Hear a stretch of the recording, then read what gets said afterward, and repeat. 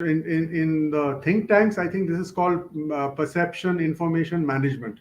But in the common world, it's called false flag operations, or setting up an incident to provoke a reaction, which then sets in course a chain of events. Now, what you referred to in Sarajevo, there was during the Balkan wars and in Bosnia, there was an incident in 1996 which involved a mortar attack on a street, which killed 68 people and injured a large number of others. And immediately, this attack was taken up and explained as a mortar attack by the Bosnian Serbs on these innocent civilians in Sarajevo, and that triggered off the bombing by NATO of the Bosnian Serbs. But in terms of the record, it's interesting to note that when this happened, within 2 hours, the chief UN forensic inspector, a colonel from the Russian army at that time, Colonel Andrei Demurenko, he took the trouble to investigate how this mortar shell had exploded on that street.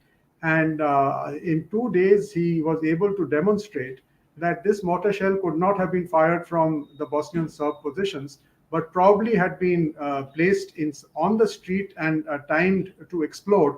And he gave the example of a crater which is formed by that way of exploding the mortar shell, and killed those 68 people and injured many more. So when he wrote this report, his superiors asked him not to publish it, but he was bent on publishing it. And he spoke about it to his American colleagues. He had been the first Russian army officer to have been trained in Fort Leavenworth, Texas, after the Cold War. So there was in those days a very close relationship between the United States and the new Russia.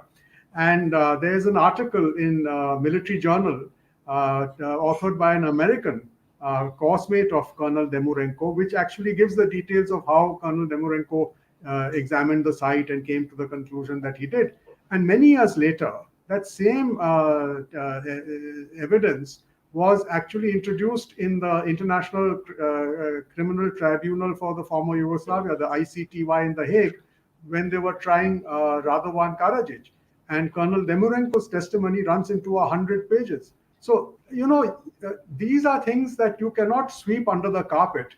But the problem is that in information perception management, the important objective is to take advantage of the moment and then to set in course a series of actions based on the way this information has been used. So, unfortunately, a lot of people who are not involved in the conflict or are not on the spot will have no way of verifying what is true and what is not true. And that, I think, is why it's sometimes called a false flag operation. So this is one case that is very well known, documented in the Hague Tribunal records. The other case was in 1999 January in Kosovo, in a village called Rachak, where 45 people were found killed. And there were 2 points of view. That one point was that these were ordinary villagers who were killed by the Yugoslav army.